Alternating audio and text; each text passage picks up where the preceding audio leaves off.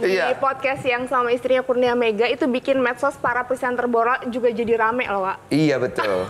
Termasuk aku juga ikut kena diserang sampai akhirnya beliau menyebutin inisial nama kan pada saat itu. Iya betul. Terus Kak, ini kan tadi Kak Densu juga bilang bikin podcast salah satunya pingin bikin hal atau berbagi hal yang bermanfaat juga kan buat para netizen. Nah, enggak juga sebenarnya.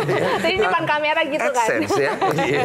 Jadi di depan kamera gitu. Nah, tapi kalau dari semua bintang tamu yang datang ke podcast Kak Densu yang bikin apa ya ceritanya atau kisahnya bikin kayak wah ini pelajaran banget nih buat diri Kak Densu sendiri atau keluarga gitu, itu ada nggak sih Kak? Yang paling menggetarkan hati ya? Iya, yang paling kayak wah ini kayak bisa jadi saya ambil pelajarannya nih dari hidupnya. Sebenarnya gitu. podcast saya itu yang saya suka dari podcast saya, kalian nonton podcast itu 10 tahun dari sekarang masih tetap akan enak.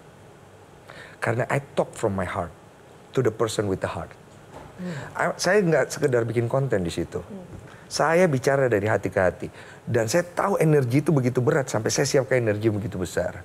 Uang bisa dicari, tapi hati tak bisa dibeli. So I talk with the heart. Dan semua podcast saya itu buat saya, semua punya dampak yang luar biasa buat hidup saya.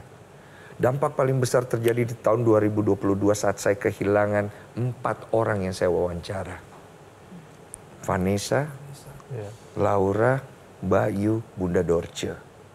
Nah, sehingga para netizen karena itu juga menganggap bahwa podcast Densu ini kutukan, Anda marah tidak dibilang begitu? Tidak, saya nggak peduli.